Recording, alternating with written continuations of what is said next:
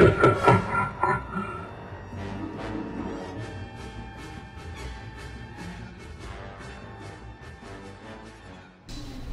everyone, this is Frank Rich from Star Wars Autograph Collection. We're here at the end of the Southcoast Toy and Comic Show in Fairhaven, Mass. I'm very happy to be here with Mike Quinn. Mike, thank you so much for your time tonight. Thank you so much, Frank. It's good to be here. It's been a good day. Yeah, people here are very nice. They've been very welcoming, and it's been a great show. This is what it's all about, basically. It's about the fans and the real people. So it's been a joy. Yeah, thank you. I'm glad to hear that. Mike, can we go back to, you have such a long career in film and, well... About 5'8", yes. How did you get I try to watch the film off, though, if possible, and it's nice and... yes. Sorry? How did you get started in all this? Oh, gosh. That's a good question. It's sort of hard to trace it back, but I would say... No, I had puppets when I was a kid, you know, and I loved seeing the old school black and white puppet shows on the BBC when I was, 2 or 3 years old. So I always enjoyed puppets. And Punch and Judy was a big thing in England, of course, at the seasides and things. So I used to love seeing the live puppet shows. So I was always interested in that. But I think the very first time I ever did any puppetry without realizing it was when I had a little teddy bear and I wanted him to come to life. So I would move him as though he was talking back to me. And it was kind of like puppetry, but I didn't realize that when I was probably 4 or something, or 3, I don't know. But when it really took off was in the late 70s. 76, the Muppet Show came on in England. 1976, not 1876. Let's just straighten that up right away. And it hit the UK earlier than it did in the States, in that it hit big, I think it was big here later on, but after the first season it was huge. So I became a big fan right away, an obsessive fan of the Muppet Show, and wanted to know how do they work these things, how do they make them, and other than a little bit of Sesame Street in England, we hadn't really seen much of that in the UK. We weren't exposed to that so much. So I really got into it and loved this show. And then I learned that they were actually making them in England, like close to, not that far from where I lived in North London. So that was an amazing, because it seemed like a very American show, but it was like, wow, they're actually made in the UK. And so, they just started to come out with some very simple merchandise. It was one of the first big licensing shows on television, that was of that scale. So they were starting to come out with toys and books and things like that. So, of course, I would get all that stuff with my pocket money. But the very first time I actually met those guys was they were appearing, the main Muppet guys were appearing, this was 1977, at a London radio station called Capital Radio, and they were making a live appearance on radio for a couple of hours with one of the DJs I used to listen to on a Saturday. So I went into London on the bus and got them to autograph a magazine for me, and there was all the main 5 guys.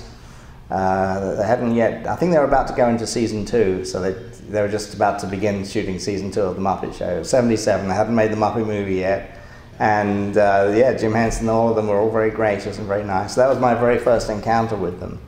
And then a few years later, of course, they came out with the Muppet movie, and I got myself tickets to the world royal premiere of the Muppet movie from Lou Grade's office himself, and went along to the red carpet event. I think I was 14 or 15 then, something like that, and met a few of them again, and some of the puppeteers and some of the other actors. So that was neat. But then I became, because I was a big fan of the show, in the last season, which was 1980, I was able to get into the studio to watch them shoot the Muppet Show.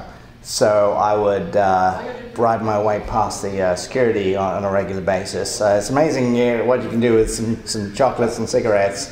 But I got in through the gate, and I would bring puppets that I'd made on a regular basis and find any excuse to get attention from all these guys. And they got to know me in the workshop, the puppet builders, as well as the performers. And they always gave me the time of day and you know, made me feel welcome. And Jim would put on my puppets that I'd made, and you know, in the workshop, and that all encouraged me a lot. So, and right in the summer of 1980, the Muppet Show came to an end. The last show they shot was Gene Kelly. I remember watching that. So I've got to see a lot of good, you know, guests perform. Was that one you saw there at the studio filmed? Or yeah, they had Diana Ross and gosh, who else did we see? There's yeah, a whole bunch. Linda Ronstadt, I remember. But anyway, the show came to an end, and then I realized I'd learned that they were shooting the Great Muppet Caper, you know, Muppet Movie 2 as it was called back then, across the street from the TV studio at the film studio, Elstree Film Studios. So I had just left school that same summer. So I thought, okay, this is what I want to do. I'm going to ask for a job. So I put together I had a local newspaper article that I put in there, and a letter, pictures of puppets I'd built. You know, dear Jim, please, I would love to work for your company as a puppeteer or whatever, and puppet maker. You know, please consider me. You know, all sort of handwritten, I think, and put it in an envelope. And they were shooting on location for the Muppet Caper at a village pond, and I made my way by assorted buses and coaches throughout the day to this location, and at the end of the day gave Jim Henson my job application, and he said, "Oh, thank you very much," and it was his 44th birthday, and people had given him birthday cards, and he probably thought it was a birthday card for him, you know, it was in an envelope. And so that was kind of lucky for me, but he was very gracious and everyone was very nice. And then 2 weeks later I got a call from David Lanzer, the exec producer, saying, you know, we got some crowd scenes, if you want to help out and shoot on some of that, would you be able to do that? So I immediately joined the extras union at that time for that, and came along and did some location work for the Great Muppet Caper in London, and at the exteriors for the Mallory Gallery, where they're trying to break in for the baseball diamond outside that big mansion, which is used in a lot of movies and TV shows all the time in Hertfordshire. So we did night shoots on that, and it just kind of went on from there. They kind of kept me on, and then I was in the studio doing stuff, and then at the same time they were in pre-production on Dark Crystal doing the puppet builds and creature builds, and one of the puppet makers from the Muppet Workshop from Muppet Show remembered me, and he said, okay, you know, I'm working on building these, his name was Bobby Payne, he was one of the original Henson puppet makers from Sam and Friends. I think he even went to school with Jim Henson, so he built Muppets too at that time. And he said, well, we're making some characters, little podlings and slaves for the Dark Crystal. I need someone to help me assemble. There were like 50 of each, so there were 100 puppets to build. And he needed an assistant to do all that stuff. So on the days when I wasn't at the studio on the Great Muppet Caper filming, I'd go to the Henson workshop in London and construct these hand puppets. And then we'd do film tests at the end of the day, shooting on Great Muppet Caper to test, you know, textures and lighting and puppet creature stuff, because it's very different to Muppets, of course. So we had to figure all that stuff out.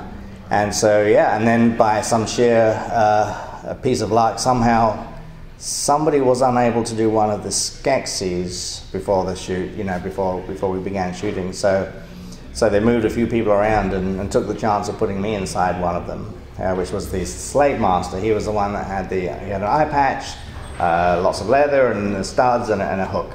So I think it was this hand, yeah, it had a hook. So I got to do him, and I learned so much during that time from the best of the best, and the Dark Crystal was I mean, it wasn't reinventing the wheel, it was inventing the wheel. Nobody had done anything like that other than Yoda. In Empire was the only reference for creature stuff that we had. Of course, Yoda was amazing. I was a huge fan of that. So when Jedi came in the same studio, that was the next picture the following year, which was 1980, the beginning of 1982, January, that was shot at Elstree. They pulled in a few of the puppeteers that were on Dark Crystal, and then Frank knew me, of course, from helping with Fozzie and all those things, so he pulled me in to do Yoda's right hand for Jedi, which of course was a real treat. So that's kind of how I got my start. It was a lot of luck. I was in the right place at the right time, but it was a lot of dedication and perseverance on my part to make sure that I got in front of those people and learned. I self-taught a lot of the basics myself just from practicing, so I got part way. And then Jim was nice enough to give me a chance. I mean, it was literally like that. And it was just magical, really. It sounds like you were very aware of the opportunity you were given and really tried to make the most of it. Oh, definitely, yes, in a good, obsessive way. You know, it was a wonderful, wonderful time. I learned so much. I mean, most of what I do now was learned from those few years, to be honest. The groundwork, was laid. I was very fortunate. So, learning from the best. It's gonna age check where you are right now at Jedi. You still must be very. Are you even 20 years old yet by the time? No. I would have been. I was still 17. I was almost turning 18, but not quite when we finished shooting Jedi. So that was my third picture. So I started when I was 16. Amazing. So absolutely amazing. And after that, by 18, I was all washed up and a has-been. Has been at 18. Yes, it's so sad. I'm still a has-been, but now I'm a wannabe as well. So I don't know what I want to be. I don't want to be a has-been. No, so. Absolutely not. Well, we're talking about Jim Henson. Yeah. What can you, looking back, you mentioned earlier today in your question and answer, what a big part of your career he had in getting you started. What can you tell us about a man who was just beloved by the world? Yeah, everything that you kind of think about him, I think he was. I mean, he was very approachable, very genuine. He cared about everyone that was working with him and for him. He inspired everyone to do their best work. He saw potential in people that others might not have seen, me included, thankfully. He just loved to play. He loved the fun of creating worlds, creating characters, performances. He loved the technology that enabled him to do, chroma key and ultimate and blue screen, and he loved where the technology could help with the puppetry and new ideas. He was always ahead of the curve on everything. He was always several projects ahead, and he just enjoyed. In a way, Kermit kind of was. There was quite a lot of Jim in Kermit, to be honest, where Kermit has to keep together all these random crazy people and put on a show, In a way, Jim was sort of like that too, because he had to pull all us, crazy independents together to make his films and TV shows. So there were a lot of parallels. I mean, they weren't the same. Kermit and Jim did have different personalities and opinions, but there were a lot of parallels, which was kind of fun, nice. That's so he was great. He was a father figure to many people as well. But it was so much fun to watch him and Frank just do Fozzie and Kermit together, and they would crack each other up, and tears would be rolling down their faces in between takes. And I think that was Jim when I saw him at his happiest anyway. Without having to worry about the business side or any of that stuff, and he was just so happy when he was performing and directing. He loved directing. He just seemed to be having a ball on Labyrinth, directing Labyrinth. He was in his element, to me it seemed, and he was just such a fun, creative person. He was all those things to me that you hear about and more. He was approachable. So, and I think he'd be pleased to know that we were trying to take forward what he had left us and trying to go somewhere with that and do new things and keep true to the characters he created, and yet also move forward too. That was what he was about.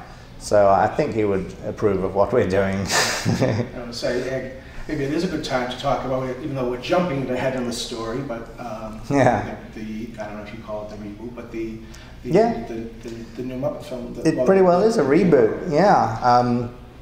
I think everyone was nervous just because it was kind of a feature film suddenly after all these years with the new Disney regime.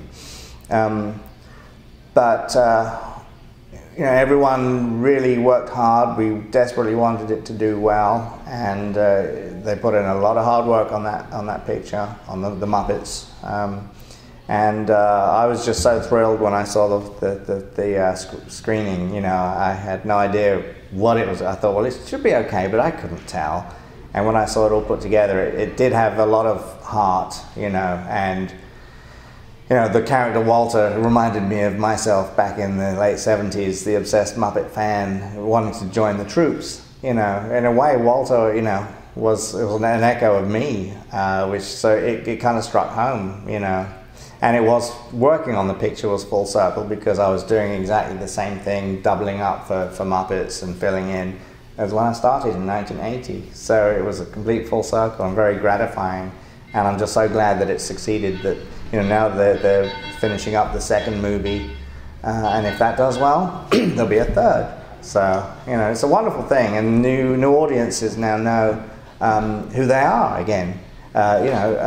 Children didn't know who those characters were, but now they do, and it's great. It strikes me if we go back now, when you were talking, segueing from Great Muppet Caper to Dark Crystal, that there must have been, because you're using the same talent behind the scenes, that there must have, was there a team attitude? It sounds like there must have been in some way a team that you had moving from show to show.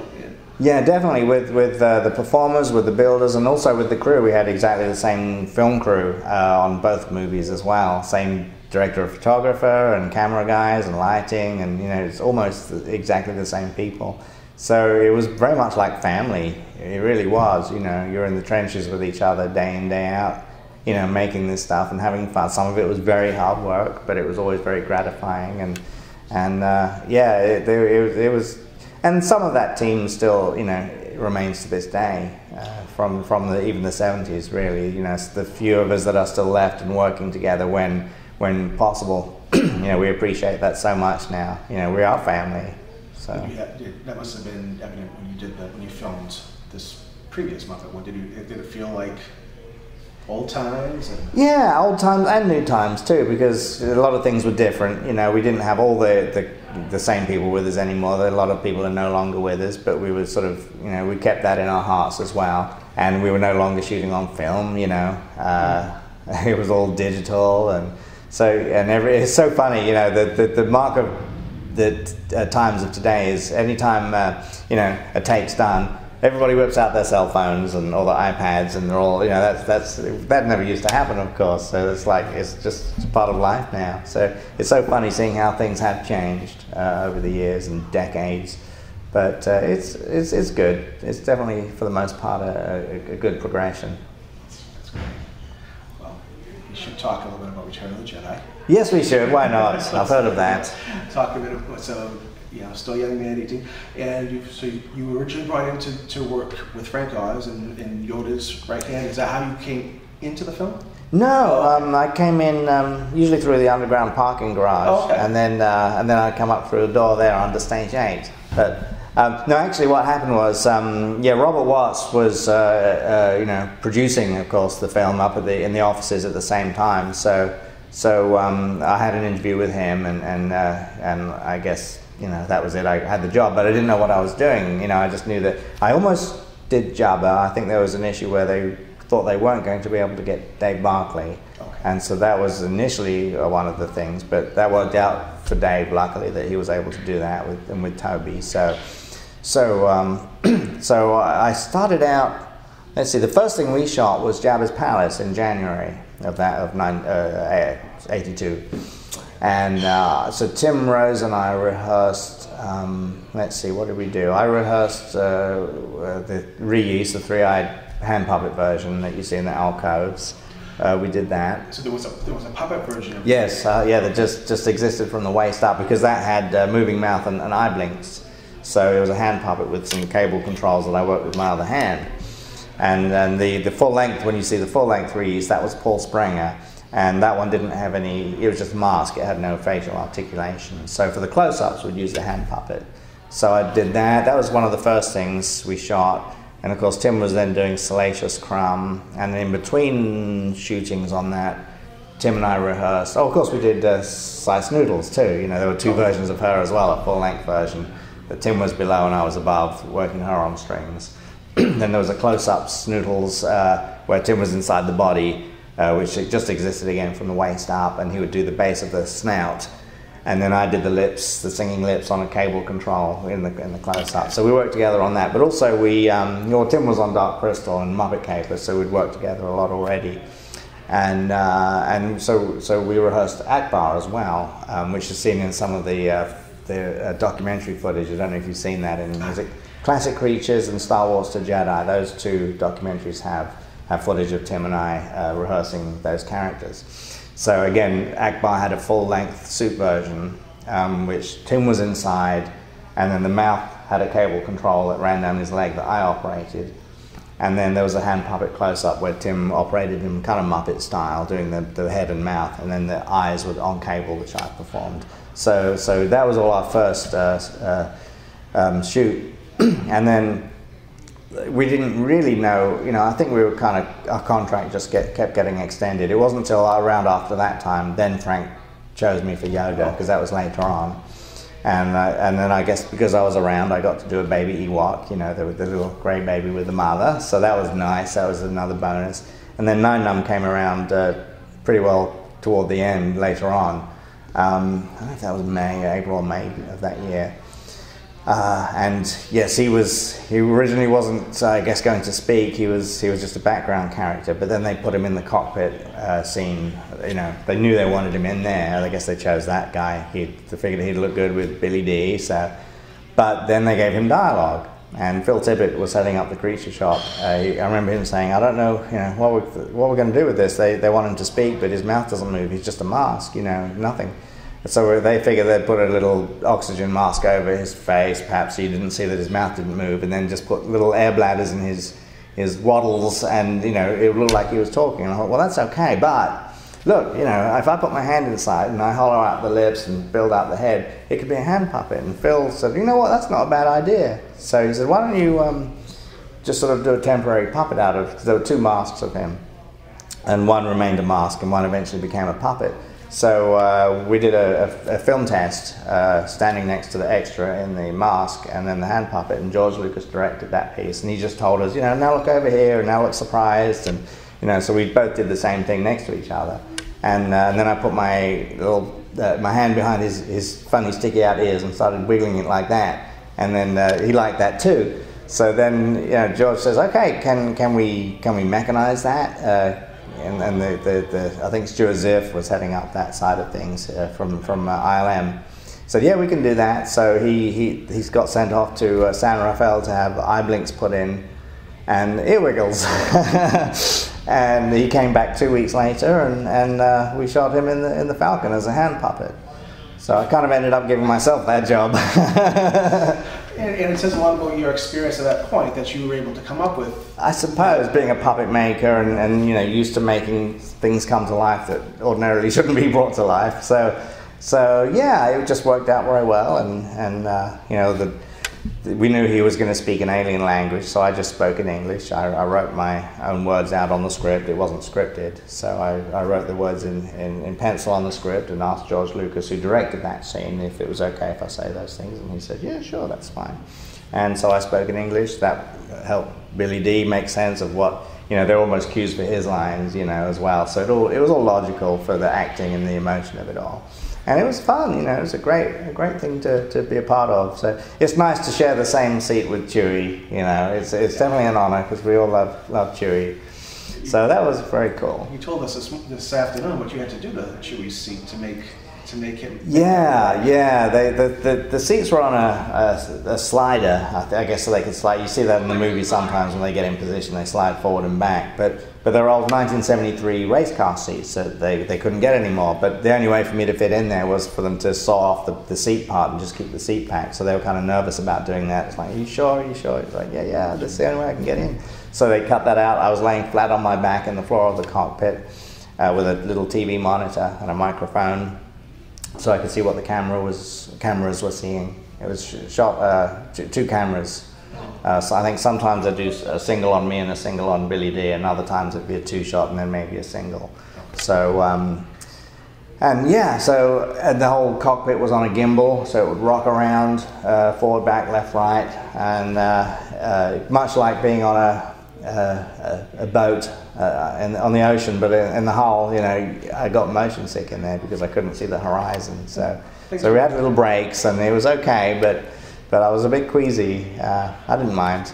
One of those things we would never just, fans would never even consider that's part of Even I didn't consider it till I was in there, thinking, oh dear, this is not good. Don't hurl in the Falcon there. I don't think they would appreciate that. Do you find most people that when you're telling these stories, are people surprised to hear that Ian Nunn was not an actor in a suit? Yeah, and I'm surprised that they didn't assume it was a puppet too. So it's kind of interesting for me to hear from that point of view. It's like, wow, you just thought it was some kind of mask, you know. And I suppose that probably is a compliment, because if it doesn't look puppety, you know, and Muppety, let's say, then and people thought it was, you know, a guy actually, you know, in there somewhere, then I think, well, maybe it worked. Maybe I did my job okay. So absolutely. When I see your name attached to it, I assumed you were wearing. Yeah, I wore it one time walking into the through the door and into the seat, you know, but they'd never used any of that stuff. So, and the rest of course was all hand puppet. And then we dressed him for Ten Num in the B-wing cockpit, which was cut from the film, but it's now in the extras of that box set. You can hear some of it is in there. It's not everything, but you can hear me speaking, ad-libbing, making stuff up in my own voice, you know, as a guide for Ten Num. So I think he's wearing white or something. I think many times you have that, or there's a shot of you. People get as for an autograph of you. It looks like, you know, but they're familiar with who that character is. Yeah, exactly. So he was in a B-wing. You see the exteriors of the B-wing in the space battle, but they don't cut into the interiors. You know, I guess they just didn't need that. But we covered. It was 9 Num redressed, and they did the same thing with Akbar too. He was, and I think some of that's on the extra footage as well, where Tim's doing Akbar in a different outfit in a B-wing cockpit as well. So again, it wasn't used, but. You know, it's nice to see that stuff after 30 years, so it's kind of weird. That's great to see how those movies were brought to life, because they're stories for a lot of the fans. It's the story, but a lot of hard work ethic we put in to make that story come to life. Definitely, yeah, but a lot of skill and talent, and you know, old school stuff too. You know, great set designs, and I just loved walking on set, and you know, when things were quiet, and going into the spaceships and just looking at all the detail, or you know, walking into Dagomar and getting lost in there. I mean, they were amazing sets. You just wouldn't see that now, unfortunately. But it was great work. You know, good scene builders and sculptors, and just really great work. So when you assume that you did when the film was released, how did you see it when it was released? Did you go to any of the screenings? Yeah, we had the actual crew screening in London, somewhere in Edgware Road or whatever, the Odeon I think it was. But I remember that very well. I took my mother and I think my sister. And yeah, those are always nerve-wracking moments, because you know, you see the film put together for the first time and you don't know what's in there and how it's gonna, you know, how you're gonna feel. But seeing yourself up there in a close-up in this third Star Wars movie is quite intimidating. After the event, it's like, oh my goodness, did I really do that? That's it forever now, immortalized on screen for thousands of years. There's a lot. I mean, looking at it, there's so much that you have to do, or the work that you did and the people that you worked with, that if it didn't sell, you have, you know, Star Wars is not what it is. If you don't. You know, if Ian Nunn doesn't look like a real creature, good enough. But it's just a testament to the job you all did, that people just didn't. Not only that we didn't realize it was a puppet or an actor, but it was just this whole other world that people could be immersed in, and you don't think about the work that goes into it. It's just Star Wars. Well, that's kind of how it should be, and it's certainly the same I would say would go for the approach of any of the actual actors in the film. You know, they have to find a way to make it real and true and believable. The energies have to be right, and it has to have a truth to them as they're performing it. Otherwise, it's not going to come across on screen right. So you know, there's a certain throwing yourself into it, and it's, you know, all or nothing. You know, and hope that it sticks. So. Yeah, especially when you're doing charted territory like these animatronic puppets were back then. You know, we were on thin ice, and you know, that stuff hadn't really been done before. So it was a gamble. Thinking of scenes that had to really be sold was one that I'm just learning that you played the part in was with Yoda in Return of the Jedi. Yeah. Which you just told us about, but that's Yoda's death scene. Yep. And what was that like? And just thinking of having to sell it, that you're working with, that Mark's there. What was that? Just shooting that, making that come to life. What's going through your mind trying to, you know, if you're in the story, this is Master Yoda, 800 years old, is dying. Yeah. Can you tell us a little bit about that? It was a great process. Frank had he took us up into one of the little screening rooms at Elstree, and we reviewed the stuff he'd done on Empire with Yoda and on film, and he was saying, you know, I have this eyebrow sync, because the way he operated Yoda in Empire was his fingers braced against the skull here, and then the jaw and lip was done in this fashion with a little extension from his thumb, so you got that kind of movement. And then the eyebrow was done up here. His eyes, Yoda's eyes would be here, so he could do the eyebrow from the middle. But you know, you have to isolate these things, and that's sort of what gave Yoda his movement and his look.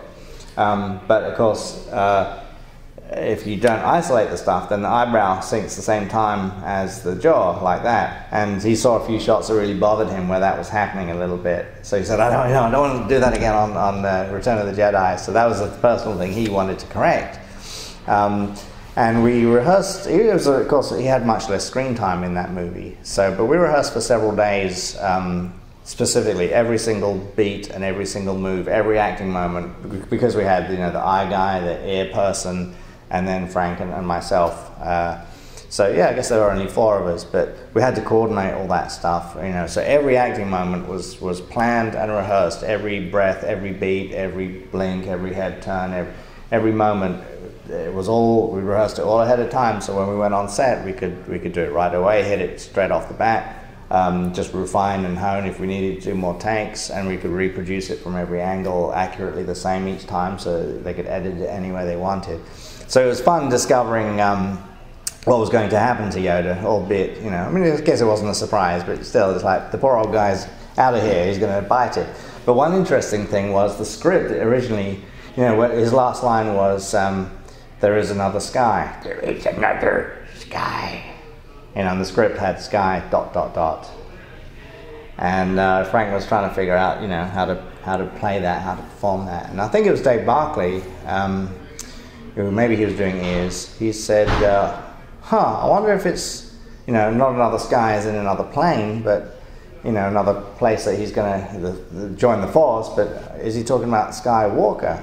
You know, and we thought, oh, that's interesting. There is another, but the script didn't say that. So Frank actually ended up playing that, saying Skywalker. So he said Skywalker, and that stayed in. That wasn't in the script, but that was just that came out of rehearsal, and Frank kept it in. And I guess maybe that was correct because it was never removed. So, but then, you know, going on set, it was a very, you know, the set was raised up 4 feet for us with little modules and channels to take out in the floors, so we could move around under there. It was very tight, but it was a very intimate, small, closed set, obviously, and they could take little parts of the wall out to get cameras in and that kind of, and special little lights. But it was a cramped set. But it was a lot of fun. And of course, the way they would shoot singles, much like we're doing now, here's the camera looking at me, and I'm using you for an eye line for off camera. So let's say I'm Luke delivering my lines to Yoda. You're Yoda. We would put the puppet up so that just for, even though he's not on camera, he could act out his lines and he could follow, you know, he could look at him like you would an off-camera actor would do. You'd get next to the lens and run the lines for them. So that's normal. So then it came time for Yoda's single, and the camera turned around onto Yoda. And then Mark said, where would you like me to be for Yoda's eye line so that Yoda can see me? And then Frank, of course, hooted and hollered. He said, this is a puppet. Yoda can't see. He can't see you. We're just looking at the monitors. And then Mark was like, oh yeah, I should have known. So that was kind of a funny little moment there. One you don't read about because I guess everyone's forgotten, but I managed to remember it. It was quite endearing. It's a great moment. Absolutely. Mark was very nice. He was very sweet on the film the whole time. They all were, actually. Yeah, you know, he was great and still is, as you know. So they were all very gracious, and including Harrison and Carrie and everybody were a joy to work with. So yeah, you learn a lot from these people too. You know, so good at what they do. Definitely, it shows on the screen. It shows it's still. Oh yeah. You know, going strong today. Yeah. After Return of the Jedi,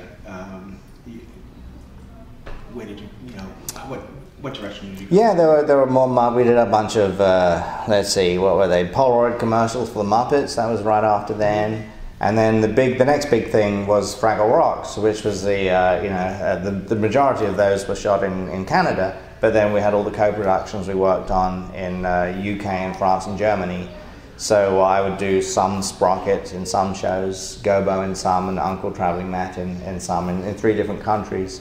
And sometimes we do the same show 3 times over. So in different languages. So that kept us going for several years as well. Like, is that common to have a show in co-production? No, but it was very clever though, because other countries couldn't afford to shoot an entire show like that. But all they had to do was do a top and a tail, maybe a 30-second or a minute midsection. The occasional Uncle Matt going out into that country and getting his postcard, you know. But puppets are easy to dub.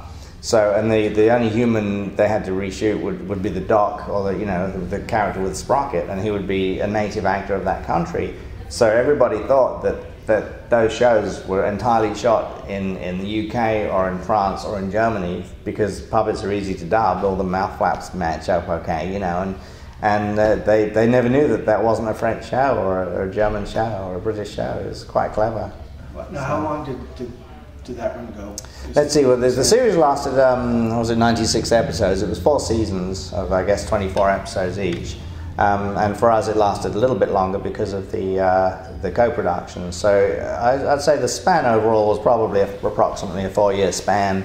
And it was my job to maintain the rigging and the repairs on Sprocket. And we had 3 Sprockets, I think, and 2 or 3 Gobos, and I think 2 Uncle Matts. So they all had to be maintained, and Sprocket's moustache was always it was feathers and yak hair, so it would easily get broken and damaged, and things. So paws would wear out, Sprocket's paws, so we'd have to put new ones in. So it was my job to maintain those puppets and keep them looking good, and dress them in match continuity with the Canadian. Like when Gobo goes through a Fraggle hole, in Canada, we have to match the costume, the props, the speed of the walking, because sometimes they would cut directly. So we had a lot of continuity issues to follow. What happened, outside in up, it didn't matter, but it just had to match going through the Fraggle hole. The costumes had to be the same, and everything in the way he was holding the postcard, it had to be the right postcard, all that kind of stuff. So that was really interesting, but we got to do a lot of location work as well, which was nice. So I learned a lot about working puppets on the trolley or on the ground in real life, and how you can do special rigs, which stood me in good stead later on things like the other Muppet films and things, where we've done a lot of location work. So yeah.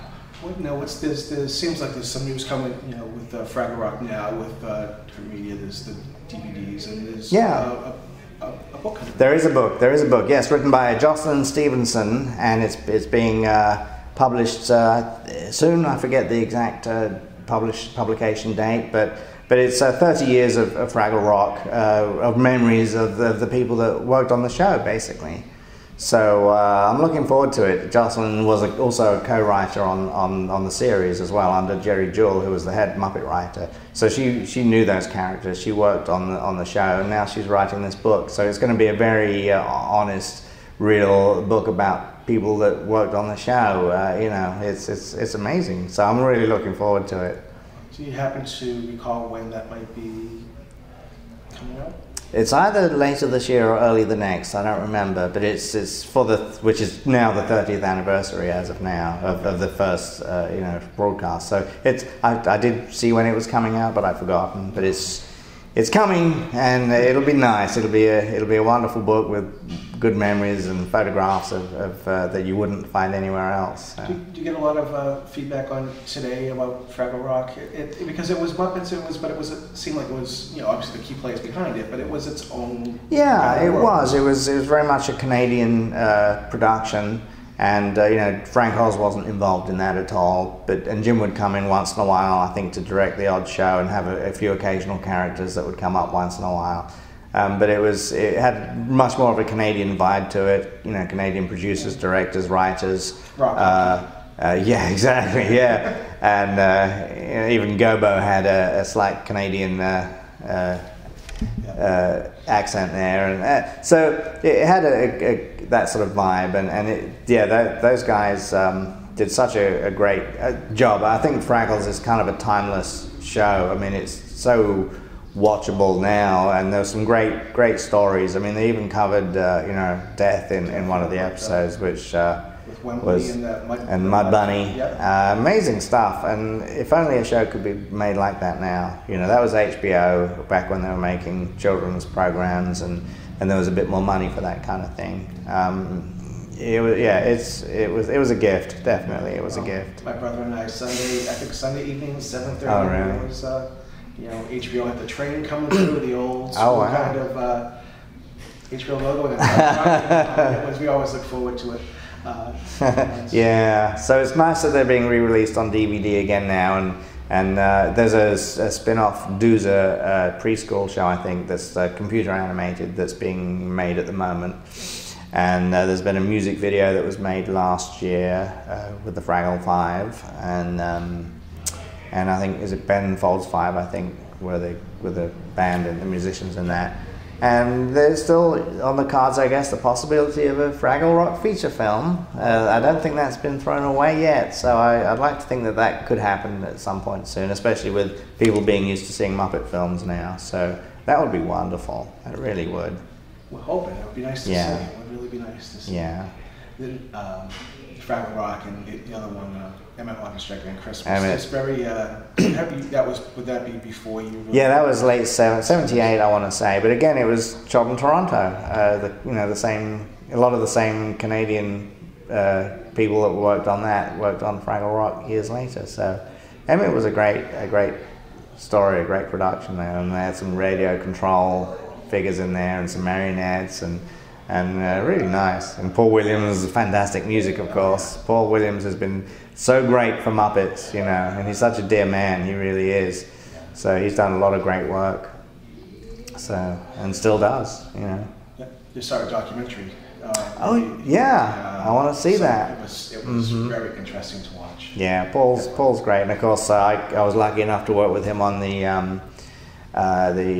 Muppet Christmas Carol. He did the score for that and was very gracious in that. And then we worked with him years later on the live Muppet Show in Los Angeles about 11 years ago or so. And he was so we got to sing his Muppet songs live in front of an audience, at the Hollywood Palace.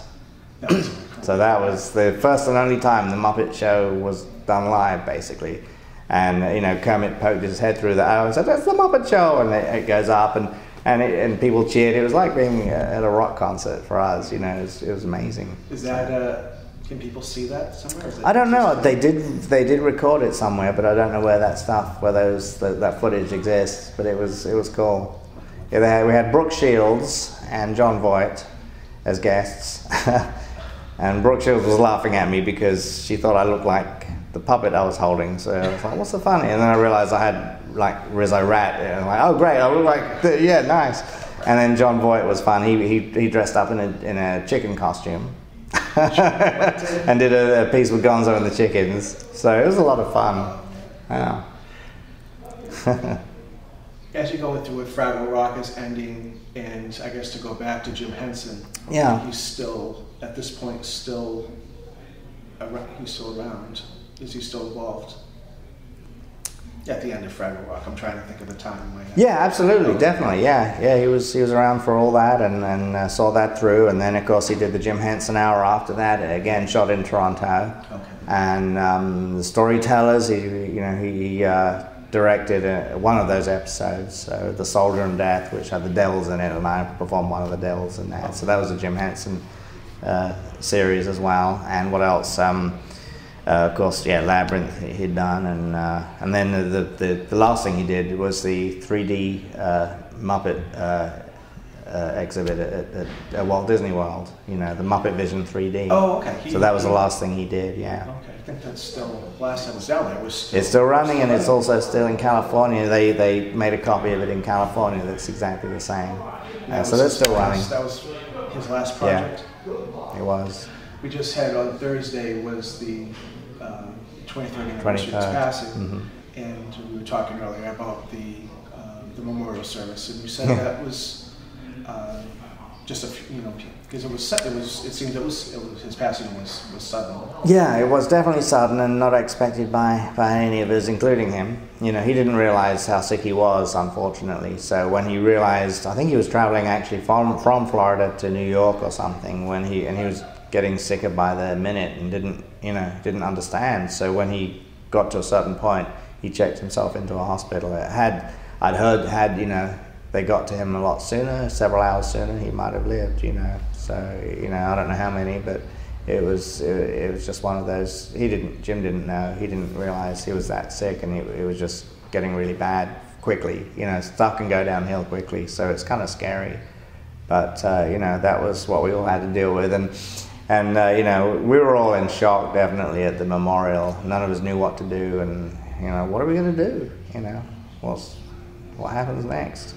And we still don't know. Well, I can only imagine that you're doing him proud. Hopefully, yeah, that's the thing. He left us with a lot of clues and skills and gifts. So it's kind of up to us to, if we want to do anything with that or not. And we all, I think, are trying. So and carry on that legacy, definitely, and also take it to new places, which he would have wanted to do, I think. He was a very progressive. Definitely, yeah. Technology. So yeah, but he left us all a gift, definitely. You've made a transition, or at least somewhat, that you have the puppetry, but you also have now skills as an animation. Yeah, character animation, definitely, and it's just another way to bring something to life. You're still breathing life into an inanimate object in an interesting way, to bring characters and stories to life. Animation is just a lot slower, but you also have more control over the details and the timings. You can move every little digit on the finger, whereas with a lot of puppets, you're lucky if you have anything beyond that. Usually they're just this. Or a glove, but and you got to keep your head out of shot with that. With animation, you can't really tear the foam because there's no foam to tear, and you don't have to worry about rods and heads and that kind of thing. So in a way, it opens up performance a lot more. But it's a bit like trying to perform while doing your taxes, because it's one frame at a time, and spreadsheets and numbers and math and. It's not really real time in the traditional animation sense, but you can do things like realistic looking dinosaurs, which is a little bit harder to do with puppets, big T-Rexes and that kind of thing. So Spinosaurus. So you were doing work with Pixar. Yeah, that's how I began my professional animation career. That's for sure. They hired me, and one of the things that I focused on was the Woody's Roundup sequence, the 50s marionette show. Okay. And I had a lot of fun gathering reference for that, and setting up where all the strings should go, and if it were a real like Howdy Doody kind of thing, that was sort of the sort of reference. But for me, I didn't want it to be too fake and hokey and jokey and kind of rough. I thought it needs to look like these puppeteers are really trying hard to do a good job to really make these characters act, yet it still had to look like string puppets. So for me, the goal was to make them look more realistic as puppets, and yet still have the right performance in there and not have it be too cheap and nasty. So things like when the jaw would open and close, I would animate a little, like it was hitting a little rubber stop in the mechanism. So, and the same with the eyes. When I think the eyelids were as though they were painted on the eyeball. So when he blinks, again they hit a little rubber stop and they bounce. So if you look closely at the animation on some of that stuff, you can sometimes see the jaw bouncing as though it's hit a little mechanism. And the same with the eyes when he blinks. And then there's all this sort of drift stuff where you can control this stuff a bit easier because it's got weight, but then you have the pendulum effect where there's all this stuff which you can't quite control as well. So all those things were layered in. Everything had to be hand animated. Even the strings were keyframed. They weren't simulated or anything like that. So all the strings, he had a lot of strings on him because I wanted it to be realistic. But I made sure that when I was animating, none of the strings went through each other. They all stayed true to what I mean, that's a little obsessive, but it was a fun thing to do. Is that part of your hallmark? Is that you're very detail oriented? Yeah, you kind of have to be, but you also have to know when enough's enough and kiss it goodbye too. But yeah, that kind of thing makes a difference, though. Just thinking, somebody whose background is in puppetry, and now you're on the computer making puppets come. Yeah, it was so weird. Yeah, it was certainly interesting. But I had fun with that. Trying to think what else. You're here today. You signed autographs today at the Southcoast here in Massachusetts. Yes. At what point did you realize, or have you realized, that there's this world of autograph collecting and Star Wars fans want you coming out to these events? Yeah, it wasn't until, I guess, relatively more recent. I mean, probably, I think I did my first show now, I want to say 13 years ago. So, the movies had been out 20 years already, at least at that point. So it was quite an eye-opener because I didn't realize what people really thought about what I'd done or the work we'd done on those films until they were across from a table telling me. So it was kind of gratifying to hear that for the first time after 20 years. People do like this stuff, okay. And it's been fun, and the bonus is, you make friends, you get to hang out with your old buddies from the sets as well, and get to know them better. And that's been the real upside to it, actually, is just the reality of hanging out with your old buddies and making new friends and all that. So yeah, it is the gift that keeps on giving, I must say. That's something that I never expected from working on the film. You work on a project, you get paid, you move on. That's it, the end of it. That's typical from any kind of film or TV show normally. Yeah, this is a little bit different in that it just keeps on coming back. Little Nine Numb especially has been so good to me. It just keeps on giving. It's amazing, really. Well, speaking of that character, you have a very unique signature for him, and we talked about this in Florida. But we're talking about how you sign. Yeah, it's something that certainly the Muppets always did. They always had a special. Each character had its own signature. So I sort of carried that on with as much as possible with each character, that they have some special little sign that they have, or a way of signing their name that's true to that character in some way. With Nine Numb, I wanted it to be a bit more graphic because a lot of the Star Wars elements is very graphical and sort of unique, and it almost has its own special look. So I sort of wanted him to have a stamp and insignia of some sort that was just unique to him, that sort of still felt sort of Star Warsy and graphic. So I took a little time just trying to come up with some simple design for that, and then settled on his little N, and people seem to latch onto it and like that. So it stuck, yeah. It's a character thing. It's his. I like that it came from the Muppet. That's definitely. That's great. Yeah. Now, Star Wars, the Muppets, everything going on. What are you doing now? What's the main? Dinner, I expect now. Dinner, yes, very soon. Actually, a lot of stuff. I've been doing a lot of puppet making. The other month, I finished a puppet building job for a company in LA called Romare Studios, and it was a koala, realistic-looking koala for the San Diego Zoo koala exhibition that's opening, I guess, nowish or next month or soon. And so we constructed I worked on the body and the limbs for this thing out of foam, and it had a spine and ribs and you know, moving shoulders and hips and legs. So, and covered it all in fur and stuff. So that's just been released, I think, in the last week on the internet. It's called Koalafornia. So if you type in Koalafornia, you should bring up the ads. And what else? I've been doing voiceover work now as well. So I did what was his name? Harold the Parrot on Shake It Up on Disney Channel earlier in the year.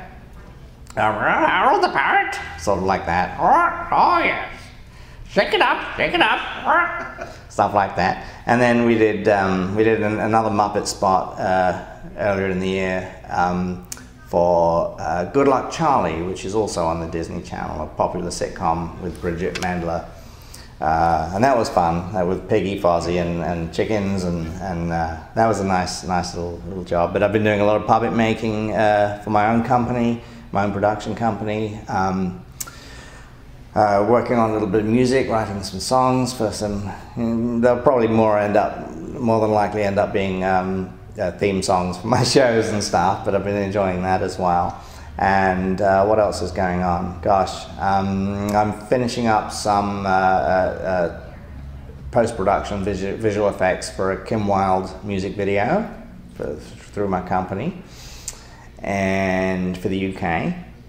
And what else? I'm 3/4 through writing an ebook on how to be a film and television puppeteer, because there isn't anything like that out there. So I'm hoping to throw in all these workshops and lessons and experiences I've had on all these different projects and wrap them up in a nice little bundle with some demonstration videos as well, and see if there's enough interest out there for people around the world to learn from the very basics. How do you hold your hand? How do you hold your body? How do you do it? How do you get to from nothing to performing these things on screen? How do you get there? So there's nothing that exists. You can go to classes and workshops if you're in the right town at the right time and have several $100s, and those are good practical events, but getting to them is very difficult. So there's nothing out there that can teach you this stuff. I would have loved something like this when I was starting, but this takes you through all the techniques and the concepts behind it. And that's the thing I'm pushing on this is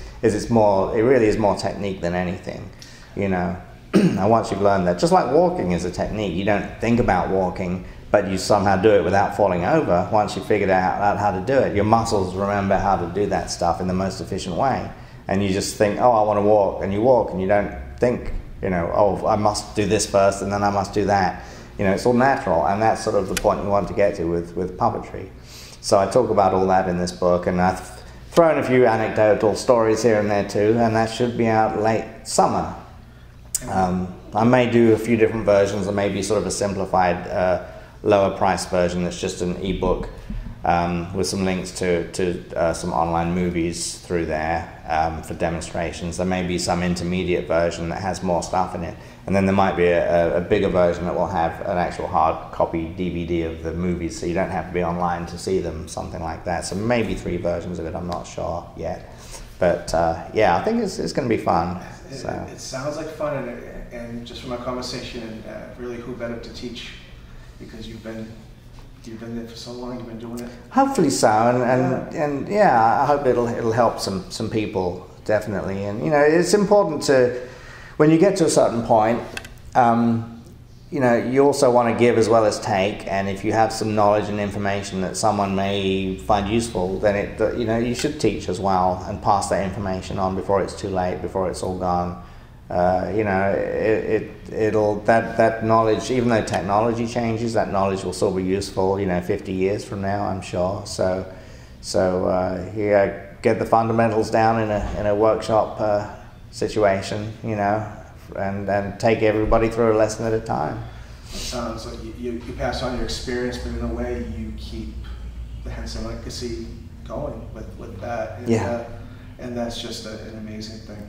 Hopefully so. We'll see when it's finished. But so what else is going on? Yeah, there's just loads of stuff happening, and I'm developing projects. I'm also still working on my animation puppetry hybrid, which is called Qzimation, and that's because my company is called Quinn Zone, and it's Quinn Zone Animation, so it's just Qzimation. But that's supposed to be like a desktop, laptop approach where you just perform with some various top secret techniques, but you kind of perform. It's like performing animation in real time. So there's nothing really out there that does that right now.